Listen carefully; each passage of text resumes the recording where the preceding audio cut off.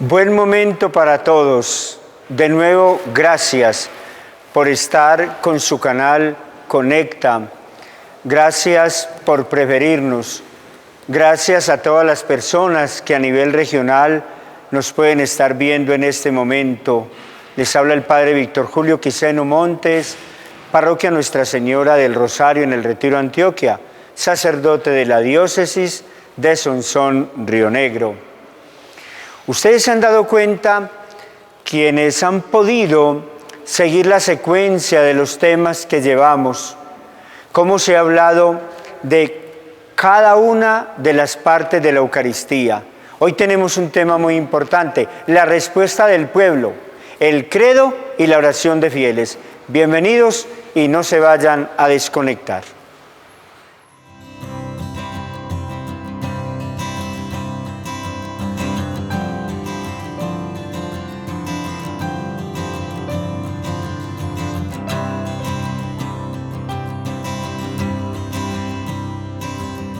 Así como les hemos explicado diferentes partes de la Eucaristía, ahora vamos a hablar sobre la respuesta del pueblo, el canto de entrada, el acto penitencial, los ritos iniciales, el Señor ten piedad, el yo pecador, el gloria, la oración colecta, la palabra de Dios,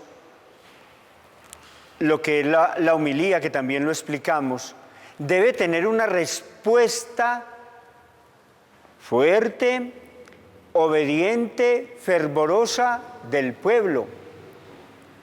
Y es mediante la profesión de fe y, si es domingo, mediante la oración de fieles. Claro que la oración de fieles también se puede realizar en semana.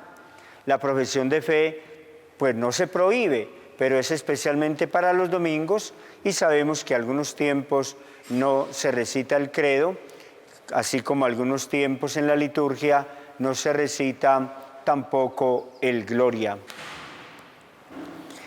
Pensemos entonces en este momento en el credo. Es muy común encontrar que cuando el sacerdote termina la homilía, el día domingo, inmediatamente la gente, el pueblo, se pone de pie, y al ponerse de pie, el sacerdote comienza con el credo.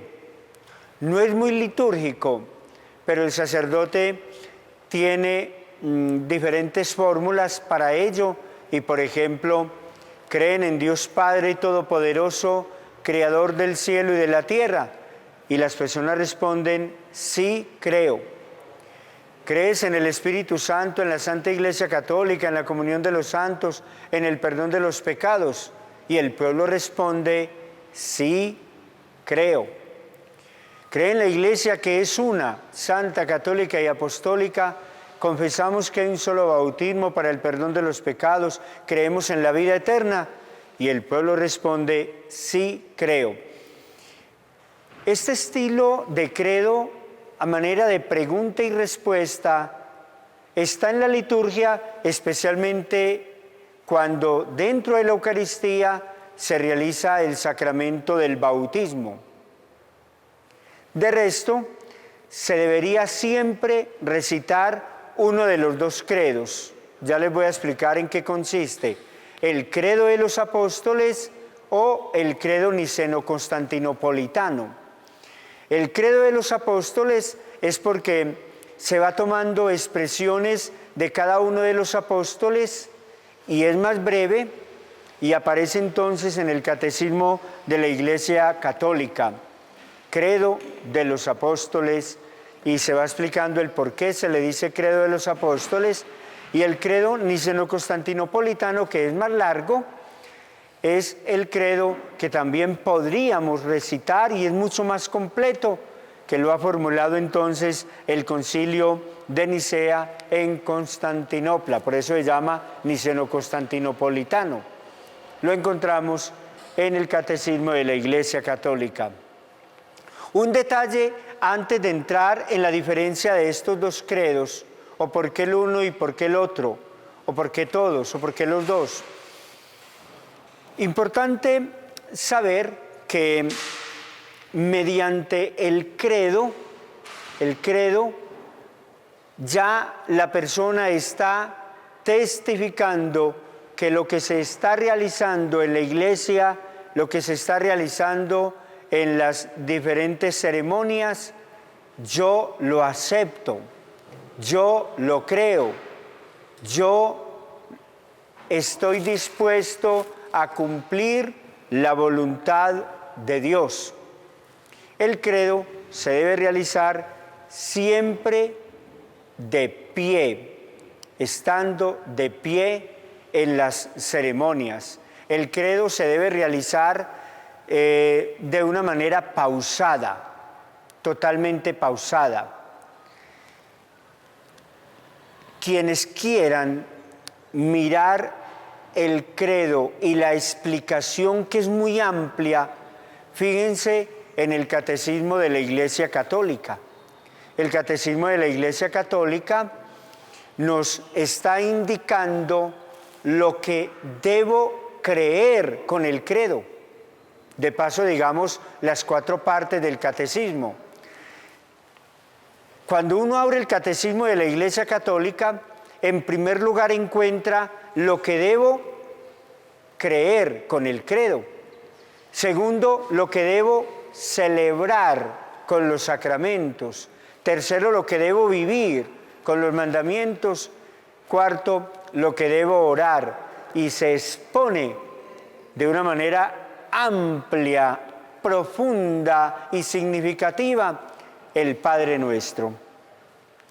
Centrémonos entonces en esta parte del credo que está en la primera parte del Catecismo de la Iglesia Católica.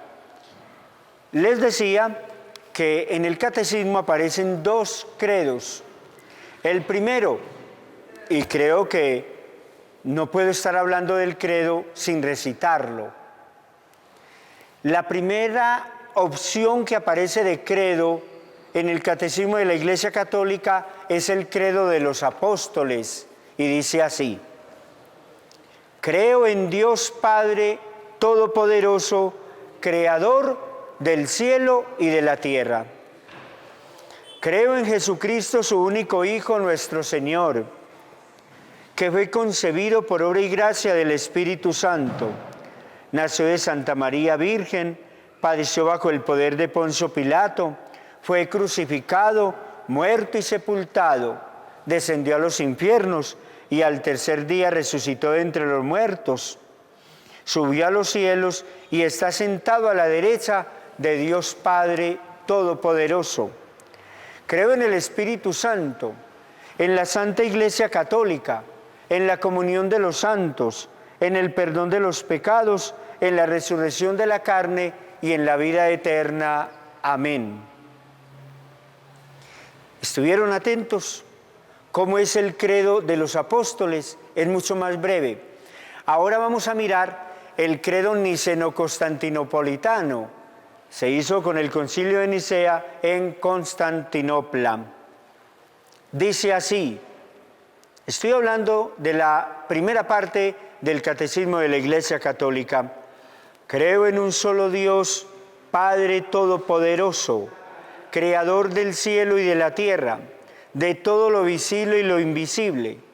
Creo en un solo Señor Jesucristo, Hijo único de Dios, nacido del Padre antes de todos los siglos, Dios de Dios, luz de luz, Dios verdadero de Dios verdadero, engendrado no creado, de la misma naturaleza del Padre por quien todo fue hecho, que por nosotros los hombres y por nuestra salvación bajó del cielo.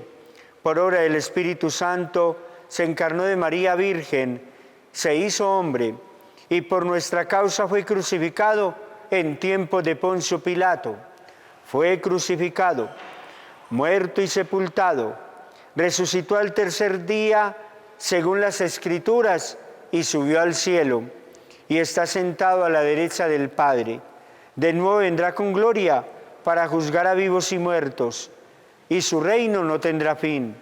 Creo en el Espíritu Santo, Señor y dador de vida, que procede del Padre y del Hijo, que con el Padre y el Hijo recibe una misma adoración y gloria, y que habló por los profetas. Creo en la Iglesia, que es una, santa, católica y apostólica. Confieso que hay un solo bautismo para el perdón de los pecados. Espero la resurrección de los muertos y la vida del mundo futuro. Amén. Notan que la esencia del credo es la misma, pero el credo de los apóstoles es un poco más breve. El credo niceno-constantinopolitano, que aparece en el Catecismo de la Iglesia Católica junto con el credo de los apóstoles, es un poco más extenso, más importante, mucho más significativo en algunos elementos. Algunos de ustedes, también los sacerdotes, a veces nos perdemos. Los dos credos no los sabemos de memoria, pero la memoria siempre falla. Por eso es importante mirar el misal. Una de las frases que más ha trascendido en la historia de la humanidad es: lo escrito, escrito está. Mirar el escrito es muy importante para no confundirme como sacerdote y para no confundir a los fieles, porque a veces comenzamos con un credo y terminamos con otro. Fíjense ustedes que, por ejemplo, el credo de los apóstoles no tiene bajó a los infiernos. Dios, en la persona de Jesús, bajó a los infiernos. Fíjense que el credo de los apóstoles solo dice: creo en Dios Padre Todopoderoso, Creador del cielo y de la tierra. En cambio, el credo niceno-constantinopolitano le agrega: de todo lo visible y lo invisible. Allí se encuentra el poder creador de Dios, porque para la Iglesia Dios no organiza como organiza el demiurgo, quienes leímos en algún momento en el bachillerato el Timeo de la naturaleza de Platón, que dice que el demiurgo aparece organizando. En la Biblia, Dios aparece creando. Dios aparece creando. Y por eso dice: creador de todo lo visible y lo invisible. Creo en un solo Señor Jesucristo, Hijo único de Dios. En cambio, el credo de los apóstoles solo dice: creo en Jesucristo, su Hijo único, o su Hijo nuestro Señor. Y el credo niceno-constantinopolitano dice: creo en un solo Señor Jesucristo, Hijo único de Dios, nacido del Padre antes de todos los siglos. El credo de los apóstoles no dice que Jesús es engendrado y no creado. En cambio, el credo de niceno-constantinopolitano dice: es engendrado y no creado. Hago una pequeña corrección, porque el credo de los apóstoles sí dice que fue sepultado y descendió a los infiernos. Es una pequeña precisión que tuve un lapsus hace un momento, diciendo que solo el credo niceno-constantinopolitano tiene la expresión de Jesús bajó a los infiernos. El credo de los apóstoles dice textualmente: después de muerto y sepultado, descendió a los infiernos y al tercer día resucitó de entre los muertos. Ahora sí me centro en esa idea que pregunta tanto la gente: ¿cómo así que Jesús bajó a los infiernos? ¿Cómo que yo, después de estar en la misa bien contento, con mucha fe, bien entusiasmado, y de pronto escucho la expresión que Jesús bajó a los infiernos? Entiéndase, queridos hermanos y hermanas, la palabra infierno como lugar inferior. El catecismo trae la explicación de la siguiente manera: Jesús baja a este estado inferior para rescatar a los que habían muerto antes de él. Entonces, cuando baja a este lugar inferior, se está refiriendo que tiene que resucitar por ejemplo, a Abraham, a Moisés, a Elías, a Eliseo, a todos estos patriarcas, reyes, profetas del Antiguo Testamento que lograron vivir según la voluntad de Dios. Por eso se dice, bajó a los infiernos, repito, que es más, bajó a un lugar inferior. Para los hebreos, las casas pues tenían que construirlas sin los, ¿cómo se dice?, las adecuaciones de bioseguridad que hoy tienen nuestros hogares. Se realiza un hogar, se construye, entonces está el baño, antiguamente se hablaba de la letrina, una fosa en la tierra para depositar allí las deposiciones de las personas. En esa época tenían que recoger absolutamente todo y lo metían en subterráneos, como en basura. Y entonces siempre se entendía como infierno aquel lugar donde se guardaba la basura. Hoy pasa también la volqueta, recoge la basura, entonces en nuestros hogares no hay que acumular tanto mugre como le tocaba al pueblo antiguo. Entonces llegar a un lugar inferior es como estar en el subterráneo de la casa y allí entonces tendré que experimentar ciertas situaciones que son incómodas, por lo que se mira a la vista, por lo que se olfatea el olor que es desagradable. Cuando Jesús habla de estar en este lugar inferior, es como hablar de un lugar inferior de la casa, para que luego entonces resuciten quienes habían muerto cumpliendo la voluntad de Dios y así alcancen entonces la salvación que solo se da en la persona de Jesús. Muy importante entonces que reconozcamos el credo como respuesta de nuestra fe. El credo niceno-constantinopolitano dice, por ejemplo, y por obra del Espíritu Santo se encarnó de María la Virgen y se hizo hombre, y por nuestra causa fue crucificado. Fíjense ustedes que tiene todo un movimiento sobre el misterio de la encarnación y luego sobre la pasión de nuestro Señor Jesucristo. El misterio de la encarnación es lo que proclamamos después del sacerdote haber predicado. El misterio de la encarnación es el que nosotros logramos mantener muy presente en cualquiera de las celebraciones en nuestra iglesia.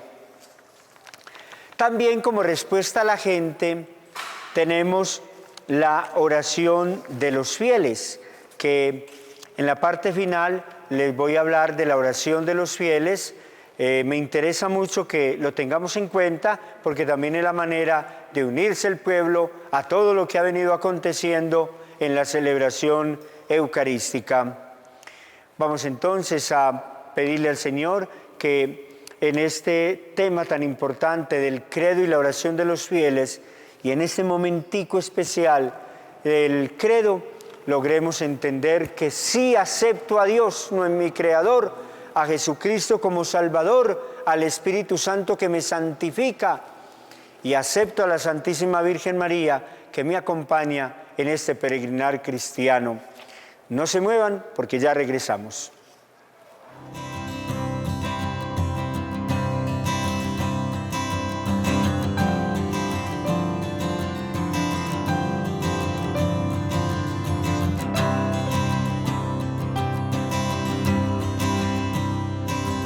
Gracias por permanecer con nosotros. Bendiciones. Estos temas no buscan que la persona de manera intelectual aprenda de manera exclusiva las cosas de la Eucaristía. Estos temas busca sobre todo que logremos interiorizar el misterio, interiorizar lo que Dios tiene a través de la Iglesia, que es una santa, católica y apostólica, y viviendo el misterio, logremos compenetrarnos cada vez mejor con el sacrificio eucarístico. Hemos hablado entonces cuál es la respuesta del pueblo, el credo, y también la oración de los fieles. El credo explicado de manera muy sucinta o resumida, y ahora sí tenemos la explicación de la oración de los fieles. La liturgia de la palabra termina con la oración de los fieles, también llamada oración universal, que el sacerdote preside, iniciándola entonces con una oración al Padre. A ver si me hago entender. En la elaboración de los fieles, sé que muchas personas preparan Eucaristía y a veces lo llaman a uno: Padre, ¿cómo hago la oración de los fieles? Ustedes comienzan diciendo: Dios Padre, por medio de Jesucristo, con la luz del Espíritu Santo, acompañados con la Santísima Virgen María, digamos: Dios de amor, escúchanos. Me dirijo al Padre por medio de Cristo, en la intercesión de la Virgen María, iluminados por el Espíritu Santo, y decimos: escúchanos. Luego viene una petición, la primera de ellas debe ser por el Papa y los gobernantes del mundo. Recuerden que el Papa también es un jefe de Estado, por eso el Vaticano se entiende como el Estado más pequeño, pero más grande del mundo, pequeño en su territorio, pero grande en la cobertura que tiene, porque se inmiscuye, se adentra también en los diferentes pueblos del mundo.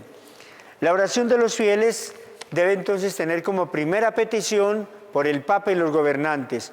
Luego oramos por las necesidades particulares, de acuerdo al pueblo donde me encuentre. Después me voy metiendo en el tema de la familia, oro por los enfermos, oro por alguna necesidad apremiante que hay. Por ejemplo, van a haber elecciones, ¿cómo no orar para que los escrutinios, el ejercicio de la democracia de la gente se desenvuelva en paz en determinado domingo?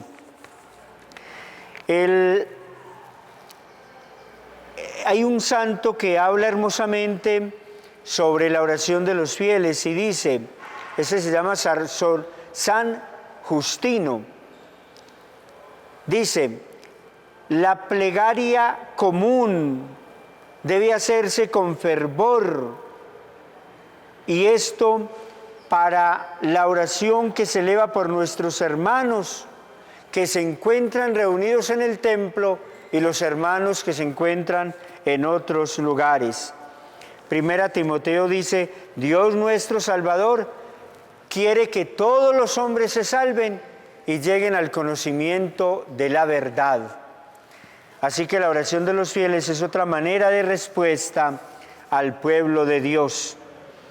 Dice también el apóstol Santiago: no tenéis porque no pedís. Repito, no tenéis porque no pedís. Santiago 4:2.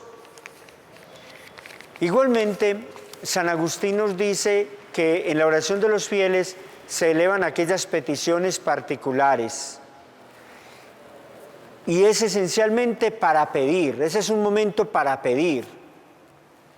Así que yo pido a Dios por las necesidades, repito, universales, particulares, familiares, sociales y personales. La oración de los fieles tiene un sentido muy importante. Espero que todos los sacerdotes siempre demos este espacio donde el pueblo se expresa con esa petición que más necesita para sí mismo y para su familia. Que el Señor los bendiga. Hemos visto entonces en el día de hoy el credo y la oración de los fieles como esencial respuesta del pueblo a todo lo que se está realizando en la celebración eucarística. La bendición de Dios Todopoderoso, Padre, Hijo y Espíritu Santo, descienda sobre ustedes y les acompañe siempre.